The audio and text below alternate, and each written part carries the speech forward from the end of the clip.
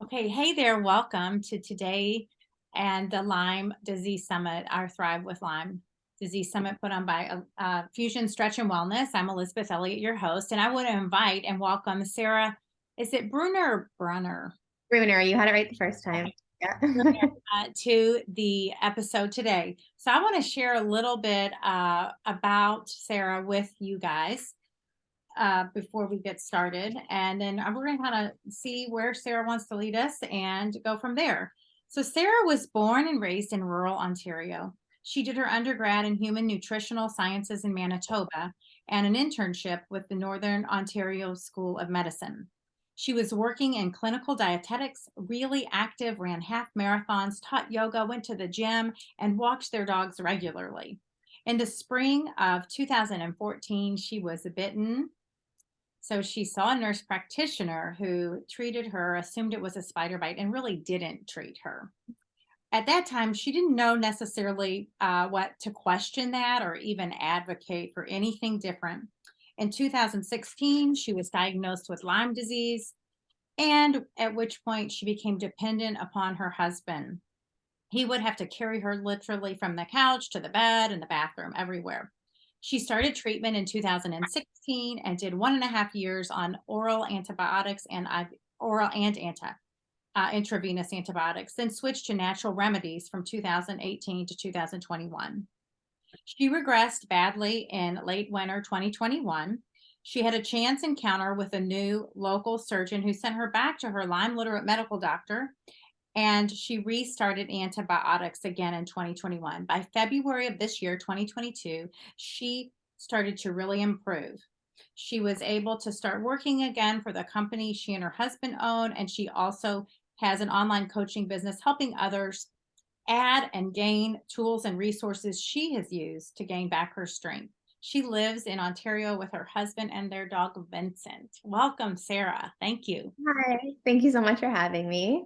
Yeah, is there anything you want to add to that? No, I think you covered it pretty good. It's hard to summarize 8 to 10 years of your life in a couple of minutes, but you did a great job. Yeah. So now, in reading that biography and sharing that with our audience, you talked a little bit about using both the antibiotics and then stopping that. So you did that for a year and a half, and then you went to some natural or alternative remedies. I'm gonna use the word remedy Yeah. or protocols.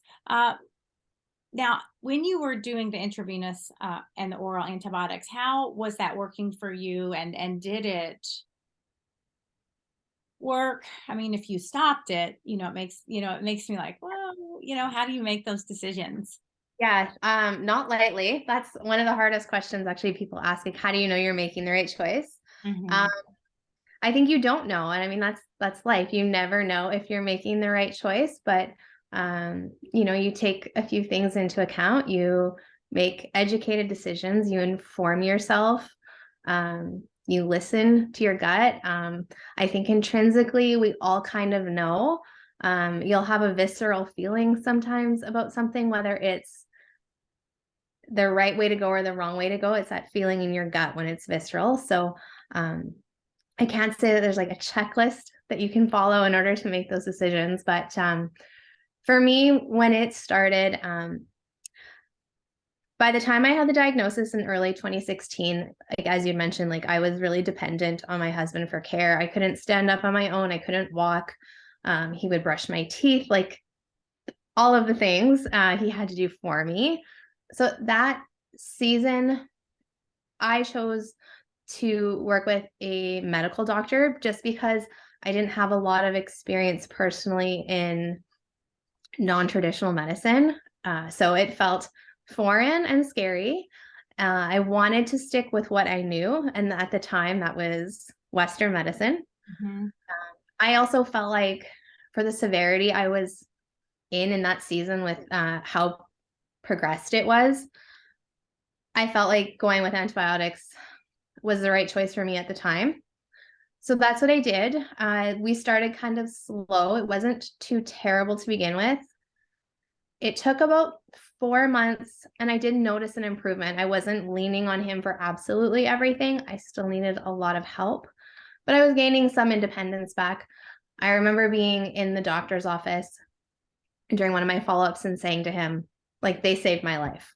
Without a doubt, like, they saved my life. I still in my heart believe that. Mm. But then I got to the point where they kind of kept layering in different antibiotics, working on different co-infections. And I got to the point where it was really tough. I was waking up multiple times a night, throwing up. I was nauseous all the time. And that was probably 3 months at the end. And it was wearing me down. Another piece of advice I can kind of plug in as I share my story is that at the time, I thought I had to be like the perfect patient. I had to be the most compliant patient. So I wouldn't have thought it was okay to reach out to them and say, hey, I'm struggling. This is too much. And now that's like one thing I know I can do that for myself. And I always encourage other people too, because your doctor's not there with you every day, but you are, you know, when you're struggling.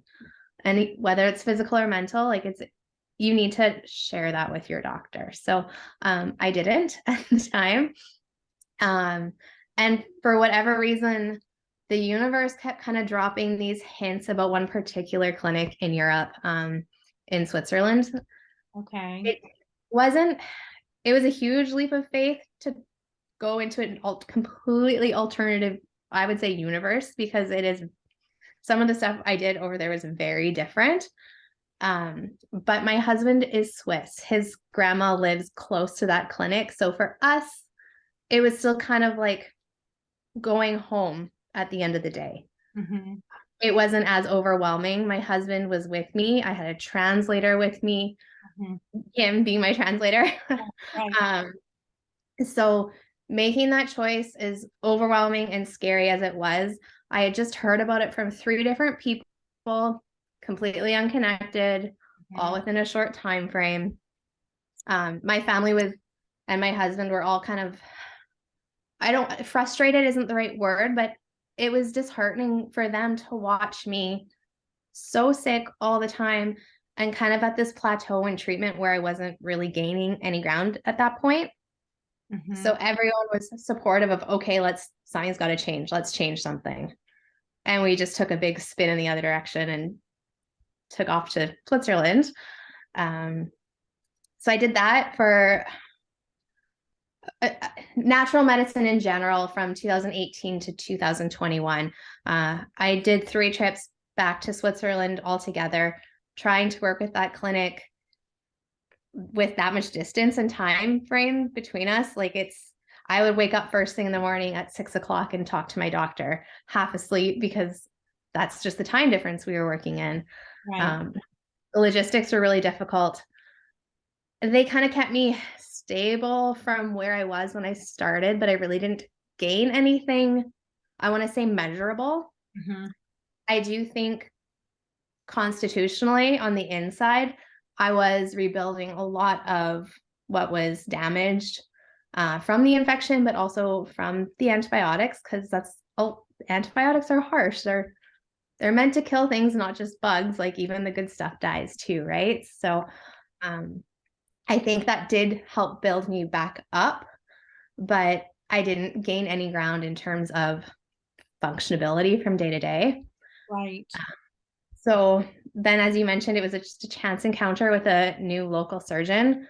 In 2021, things were slipping again. I needed Stephen's help most of the days in order to undress at the end of the day. I couldn't do it on my own. I was just seeing lots and lots of regression in terms of everyday function. And I just happened to be getting a biopsy because some of the things that I experience for symptoms are not just on the inside, they're physical, they can be seen. So I was up at the hospital and it was just a new surgeon who was assisting. And he started really questioning why I was there and what we were doing.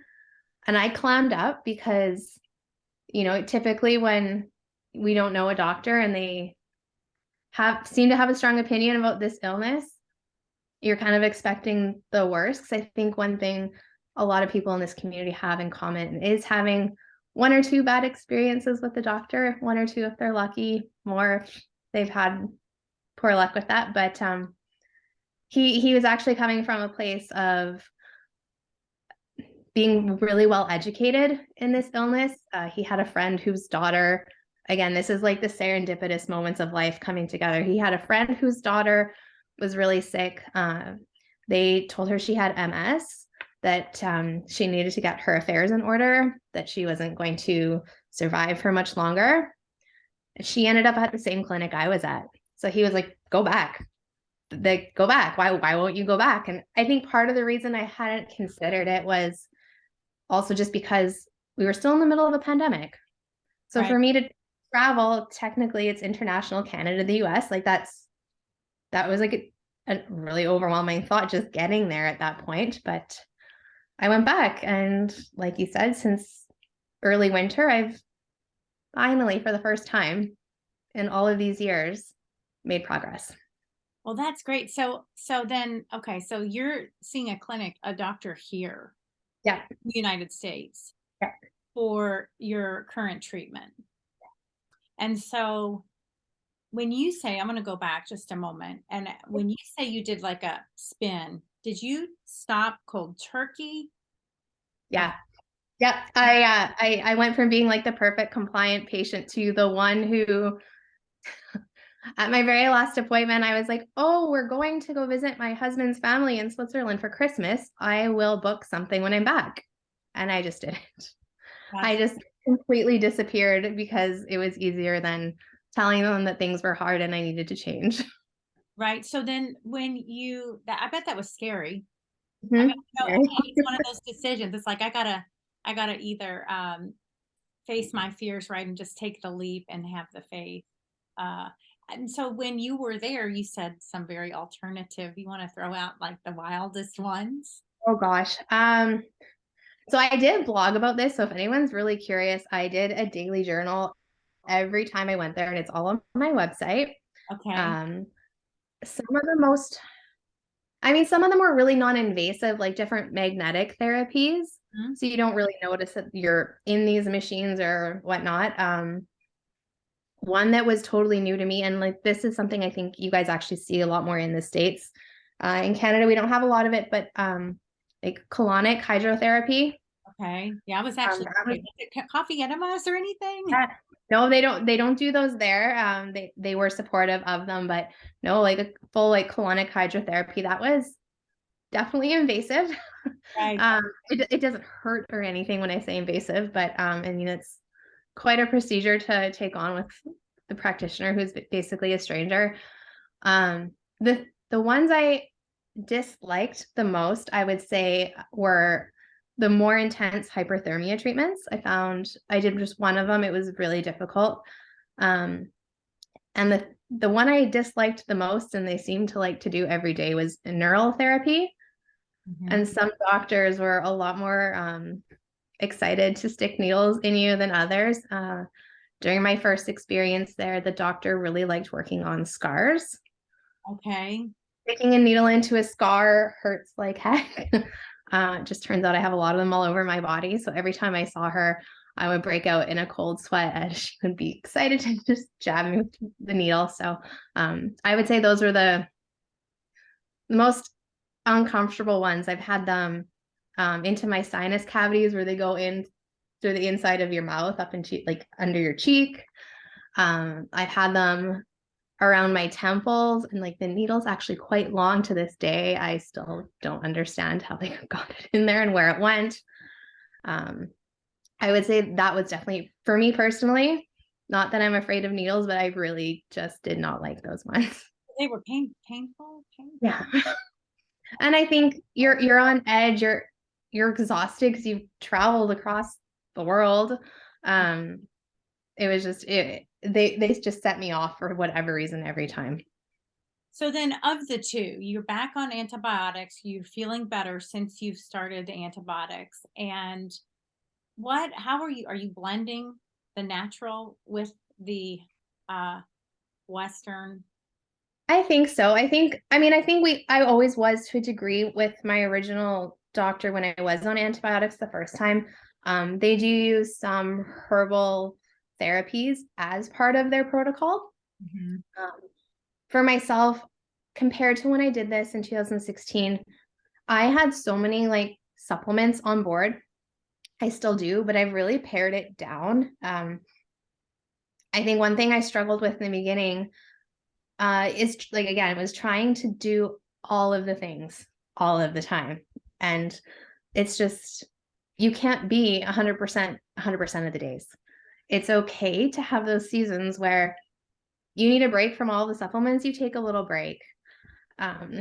You work with what works for you in the moment. And so nowadays, when I'm not on antibiotics, I'm using natural supplements to help with, clearing like kidney and liver function from all of the garbage that's going through them while I'm on the antibiotics, binders to help with all of those things. And then on my 2 weeks off, it's kind of when I get to recover and build back up. And then I do 2 weeks back on where I kind of get knocked back down. And that's kind of the cycle I'm in right now. And so how long do they think that you will? Well, so I think I'm coming to a point. When I started doing really well in February, March, by June, when I did a follow-up with them, we were like, basically the analogy they used is I've been climbing this mountain and I got to the peak and now I'm starting to come down the other side, which was the coolest thing because like I said, I've never gotten over that point yet. So for them, they were backing down on some of the medications, but it just so happened that we went kind of in the wrong direction. We backed down on the ones my body needed the most. They were working the most for me. So after that, I had a bit of a regression in terms of the worst symptoms becoming more significant, more severe, and more regular. So in August, we pivoted backwards. And then September, we did another pivot, but in the same direction. And now I've gained back the better days more consistently. Those symptoms are less severe, less frequent. And then my next follow-up's in December. And my best guess, after working with them this much, is we'll knock the dosage down a little wee bit and I'll get a little bit more time off and we'll see how I do and we'll keep moving from there. Now, when you have you when you are, I know, golly, I've got loads of questions. What supplements, like what do you do during that 2 weeks? Like what are your favorite? Let's say, I know everybody is bio individual. We're all so incredibly different on what works and doesn't work for the human body. What do you turn to restore, and especially specifically the gut? I know the antibiotics can kill, right? Not only all the bacteria. And so how do you replenish or re-inoculate to kind of bring balance and restore that balance? And is that something the clinic encourages, or are you kind of doing that on your own? A bit of both. I guess with my education, my background, I had the foresight before I was diagnosed, and I had been already seeing a lot of doctors locally. I was kind of at that point, I knew I had to do something for myself. So I was like, okay, as a dietitian, what skill sets do I have? What access to what information do I have? So I've kind of put myself through a lot of paces and really honed in on microbiome and working on mine. So I was doing that for about a year before I even knew about Lyme disease, started this treatment. So I kind of prepped myself inadvertently for being on long-term antibiotics. But the clinic is also very aware of it. They still instruct all of the patients to do all of the things that help with just kind of mitigating the effects of antibiotics. So some of those are glutamine supplementation that helps with the tight junctions in our gut, which is essentially helping to reverse or prevent like leaky gut. And then in terms of probiotics, I've always done a different multi-strain probiotic. I try and rotate through a couple different brands just so that there's a little bit of variation. And then more specifically, just for preventing C. diff is the probiotic Saccharomyces boulardii. That's kind of a long-term one. Even when I wasn't on antibiotics, I actually did continue that one. I've heard actually really interesting contrasting opinions from different medical doctors who I've seen in this Lyme space on the topic of probiotics. Some say like the higher the CFU, the colony forming units, the better, like the more that you can populate your gut with, the better. And then the other side of the coin was because we have so much of our immune system in our gut, one of the other doctors' standpoint is if you are overdoing it with so many different strains and such a high amount of it, you're actually kind of giving your immune system more work. Mm. And if you're kind of in an autoimmune state, it can be counterproductive. So it's probably confusing to anyone listening. Now they're probably like, okay, Sarah, what do I do?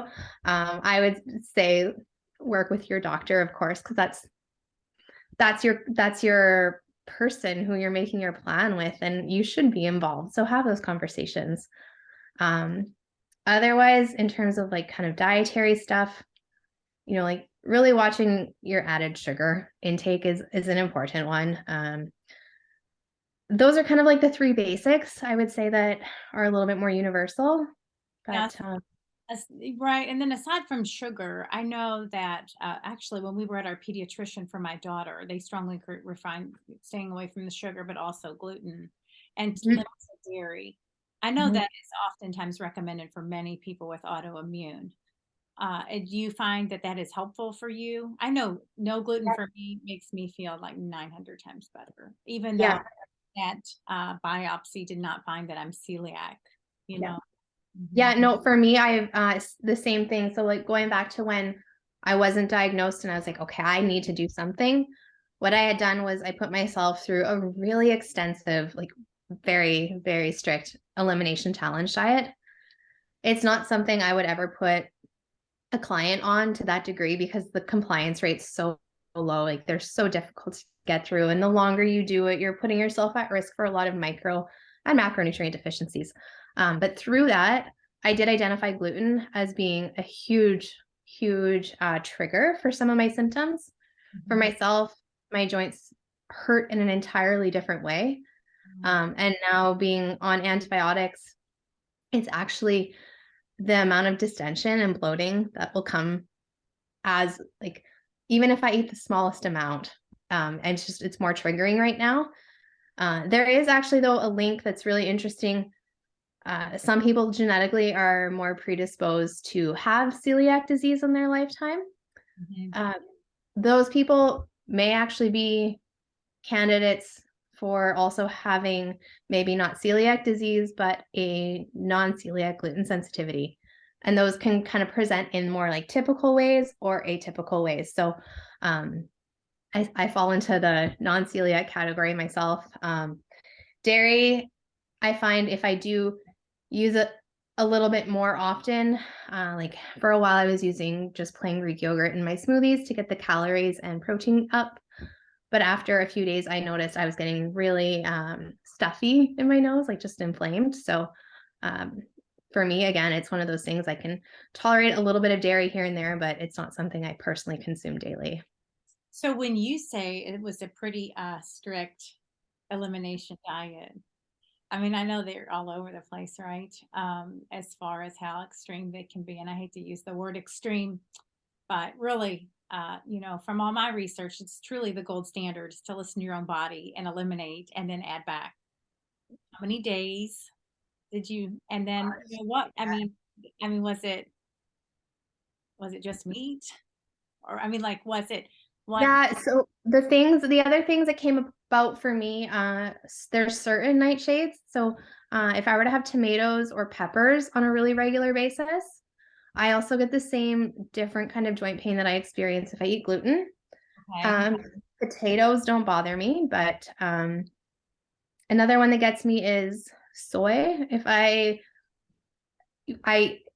normally wouldn't use soy milk for like a non-dairy when I make a smoothie, but if there's been times where I can't get something and I substitute it out, I noticed soy was something that also just gave me a lot of inflammation.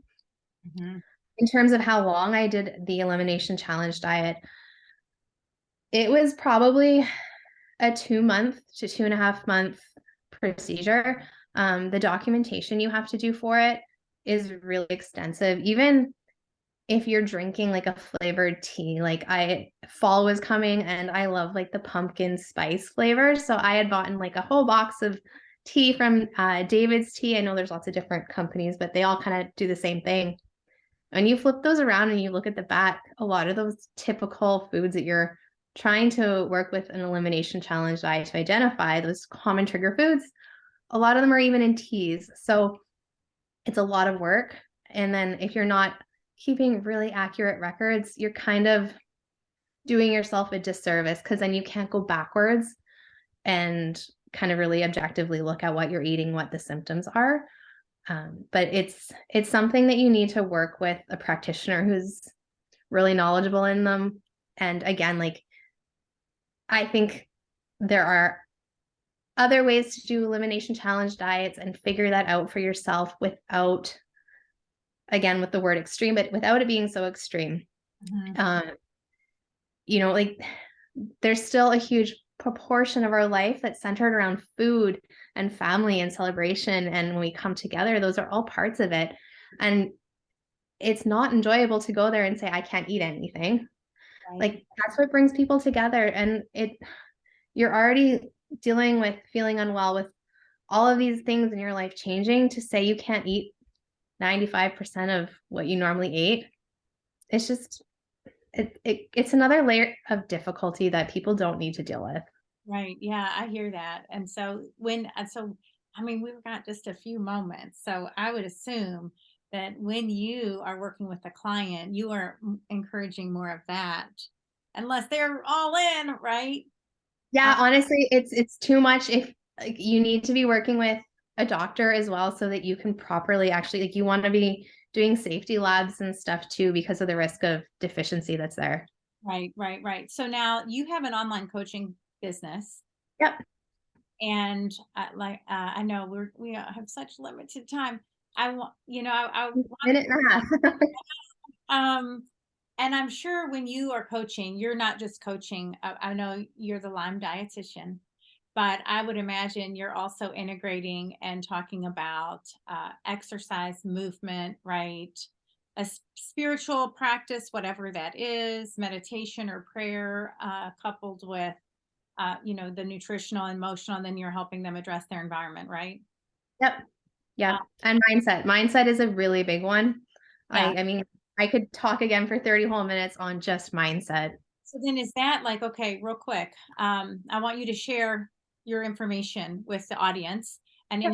anything that you want to offer the audience for joining us today, or where they can find you. But and I blanked. I had one question for you, but blanked. So you want to just share with us all of that information so our audience can find you? Yeah, I'm on Instagram the most. So you can find me there. It's just at the Lyme Dietitian on Instagram, and there's links to my website there and everywhere else. So if you find me there, that's where I'll link you up to anything else you're looking for.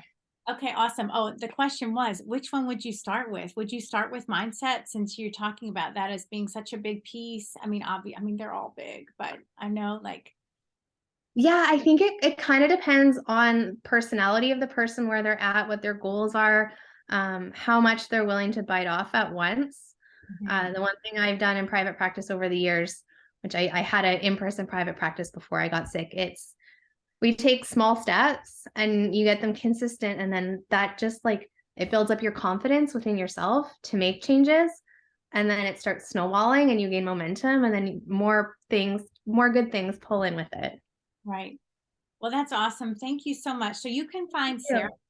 Brunner at the Lyme Dietitian on Instagram. Now, are you on Facebook? And then you can find, Uh, oh, there's a link tree, so you can find her yeah, website. yeah, No, okay. Um, and thank you so much for joining us this afternoon. And yeah. Thank you for having me. are so welcome. Thanks a bunch. You're welcome.